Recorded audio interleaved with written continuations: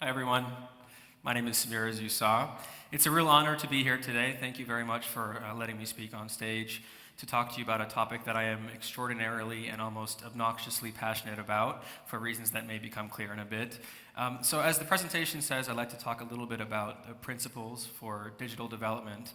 And the reason why I think they're important, even though they talk a bit more here about the development context, is because the principles themselves are all about doing something that I think is relevant to all of us here because of CitiSense. And that is, we are passionately involved in the team that I work in thinking about how technologies can help governments and citizens be more creative and collaborative in the way they design and deliver services together. Whether that's in the developing world, which is where we at the World Bank work, or more broadly like what CitiSense is looking at throughout the entire world. And so before explaining what the digital principles for development are, I thought it might be good to explain why they exist. These four problems are four of very many, I think, that people in the information, communication, and technologies for development, or ICT4D, space have been facing for 5, 10, 15 years, or even longer. And for many of you working in the similar space of figuring out how to deliver services more creatively and collaboratively, I think these will resonate very strongly. So I won't spend too much time on them, also because there are quite a few of these principles that should serve to set the stage more broadly at what's for the following conversations with CitiSense. So these problems, of course, are, a lot of projects in the ICT4D space tend to be very siloed. They tend to take place in sector-focused. So you may have heard of terms like M-Health or M-Education, mobile health, mobile education. The same goes with financial services and mobile money. I think 15 years ago, or 10 years ago, those separations made quite a bit of sense because that was just a reasonable way of contextualizing how we might incorporate technologies in achieving our development objectives. But I think nowadays we're struggling to figure out how we can break across silos, especially when we think about how much similar work is going on in this space across different sectors. A lot of the institutions that work in this space, I think, are very inflexible. It's almost ironic that at a time when we have an unprecedented amount of data feeding our projects, the institutions and organizations that are implementing those projects are kind of less able, as they ever have been, to adapt to those changes and to be flexible and to pivot and adapt and iterate. There's also an incredible lack of coordination amongst many different players in that ICT4D space. And nowhere is this more clear than in this disease they call pilotitis, which is this obsession with pilots and running test programs in countries and in cities and in communities that don't really scale. And nowhere is this more apparent than about 3 years ago when the government of Uganda actually put a moratorium for a year on all mobile health programs in the country because there were over 100 programs doing very similar things in the country, not producing results, focusing too much on a quick impact and not scaling well. So in the face of these challenges, the general kind of development and technologist community has been convening for several years now to try to figure out what are some lessons learned and common themes and common concepts. And so that is where we get to the digital development principles. It would be a complete lie, I think, to say that these are generally new. Many of these will resonate very well with you. UNICEF, for instance, had their own set of technology principles 6 years ago. The UK Digital Service has recently developed their own principles. This is more of a synthesis of different principles, and I think it's different in two ways. The first is that these principles are kind of institutionally agnostic. So while previously organizations like UNICEF or the UK Digital Service came up with their own principles, these principles are really the results of about 2 years of collaborative, consensus-driven workshops and video conferences from across the world with practitioners working in the space to understand a bit more about what broad-level concepts might be applicable to help people tackle the challenge of thinking more creatively about how to deliver services with, not for, citizens. They're to be taken as guidance and not edict, and they're intended for technology-supported work, which isn't clear here, but the supported is in bold, because they're really meant to emphasize the fact that technology is only supposed to support the end and not be the end itself in any projects. And again, I think many of you have heard these before. So what are they? Well, there's 9 of them. In my opinion, they're going to keep growing or changing, and I think that's okay. And that's the second differentiator, I think, of these sets of principles to previous sets, is it's really meant to be a continuously evolving and iterating process. I know some of you are taking pictures, but I'm going to beat you to the punch. It'll be back later. Instead of just going through each principle, but also wary that I think I only have like 9 minutes left, and Arturo keeps threatening that I think the quote was, "My legs will be broken if I go on too long." But at that risk, I think it's important to provide a bit more context to each of the principles. And to do that, I wanted to talk a bit about the context of my favorite project in the technology for development space, which is a very broad space. For those of you who were here yesterday, it might look familiar to you because our friend John Baroka, who's here, this is basically a project that he's been working on for quite some time, and he presented about this last year. So pop quiz, who knows what country this is? John can't vote. Mozambique is the country. And the reason I want to talk about this project, it's a tough one, I know. The reason I want to talk about this project is because I think of all of the kind of technology and development projects that I'm aware of in the world, this one right now is, I think, the one that is best adopting and working with the digital development principles in a way that they're meant to be used, in a way that's very kind of contextually relevant and locally impactful. So I'm going to do an incredible amount of injustice by explaining the project in 2 sentences. It's much more than that, and I'm sure John will be squirming in his seat when I do this. But essentially, in Mozambique, there's, especially in Maputo, the city of Maputo, there's a trash collection problem. And of course, there's a big history behind the reason why, but suffice it to say that trash is collected almost quasi-informally by individual kind of micro companies that then move the trash manually from households or from common areas to bigger dump sites, which are then taken and put into a landfill. And the reality is that the supply of trash is just too much for those small companies. And so you find trash in the streets, you might find trash clogging waterways, causing flooding, etc. And so, to make a very long story short, a platform has been developed that basically enables for the community to play a stronger role in the monitoring of that trash and where it's being picked up and where it's not been picked up through what's called a participatory monitoring program, or MOPA as it's called. The program is called in Mozambique. So the platform basically enables any citizen to use a variety of different platforms, whether it's a phone, Facebook, social media, SMS, USSD, which is another type, or even calling in and doing voice interactions with an automated system to leave complaints and also then to track complaints through not only the complaint inception, but also then to the kind of response by the municipal authorities to pick up the trash that was left behind. So many people who I tell the story to roll their eyes at this point because this just sounds so far like one of a million participatory feedback, community awareness campaigns. And I think the reason I want to talk about this in the context of digital principles is that it's anything but that. I think it's the result of it's not just one platform, but it's the result of 2 years of careful thinking about how to build a system that can fit well in a community and have meaningful impact at scale. So I'll go through quickly now the principles and provide just one small anecdote that, again, won't do justice to the full magnitude of the project. But the first one is designing with the user. And those of us who are interested in how cities can collaborate better with citizens in any part of the world, I think will resonate very strongly with this one.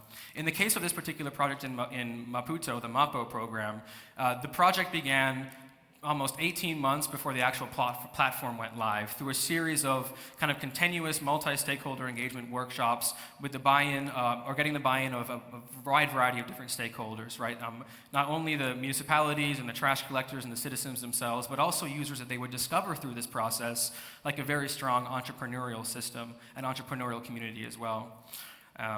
The reason that's so important is because, I should say actually, one of the reasons or evidences of how they designed so well with the user is that, when talking to John, I learned that only about 25% of the project costs are actually gone to the platform itself. The other 75% went through activities around collaborating and understanding where the user is coming from, what their experience is, designing customer journey maps, etc. And that leads very well to the second principle, which is about understanding the ecosystem into which a technology is developed. And this is a lot of you will be familiar with like design thinking methodologies, perhaps, where you spend a lot of time understanding and embracing a local context, and that's what this really is all about. Anecdotally, the story in MOPA is that they learned, for instance, after spending some time with users on the ground, that, for instance, women were less literate and also less comfortable using SMS. And so what could have originally been a plan for people to SMS in the location or the update of a particular trash pickup kind of got thrown out the window because there had to be other ways for people to interact with this system besides just through SMS. Another principle, the third one, is about designing for scale. I think one of the most exciting things about the MOPA program is the underlying infrastructure of that program is entirely open source. It's an entirely open source stack, which means that the scalability moving forward is much easier. It costs less, both in terms of technology. By using cloud services, it costs much less to scale to larger users. And I think there are other ways to think about scale too, which link more to the fourth principle, which is about sustainability.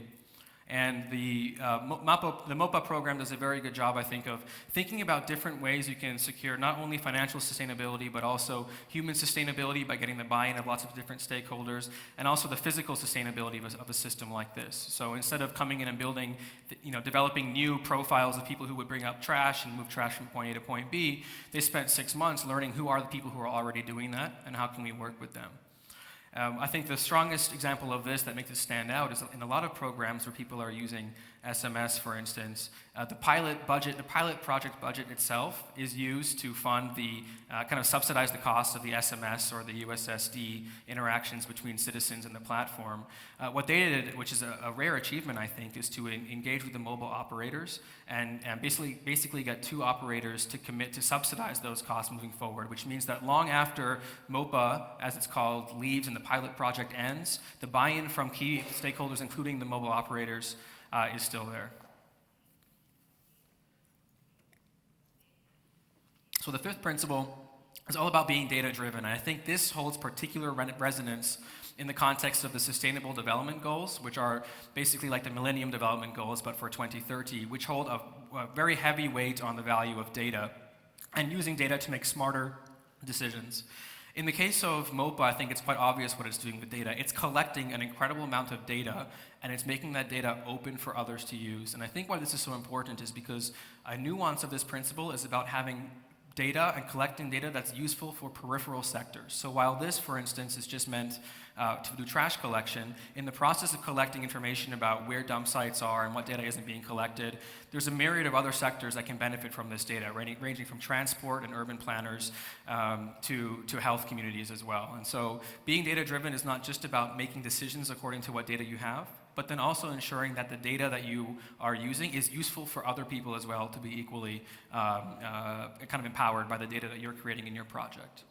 And so that links to the sixth principle, my personal favorite, because it's so wide-ranging. It's clear how this particular project kind of used open innovation methodologies, particularly around the community stakeholder engagement in the months and years leading up to the development of the platform.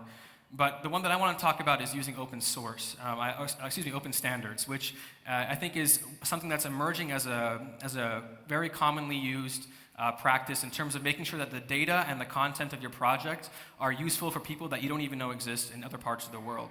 So a good example here is there exists a standard called an Open 311 standard. It's a global standard more or less for handling complaints and handling citizen feedback. By using this standard, instead of building their own, or even worse, not using any standard, what we can see happening is, in the future, third-party applications coming in and using the same data, or at least the same Open 311 standard, to integrate with the platform, and therefore basically unlock so much latent value that you wouldn't otherwise have by using the platform on its own. Arturo's saying 5 minutes, and I think I'm on track.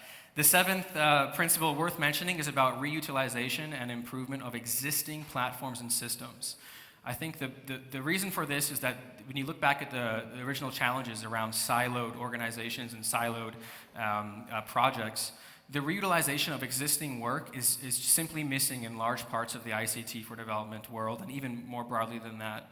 A good example from the MOPA project is the fact that it basically used several different components of open source code distributions. And what this means is, for example, you might remember I said that one thing that citizens can do is they can call in and interact with a system to make a complaint and have it digitized and show up on a map publicly.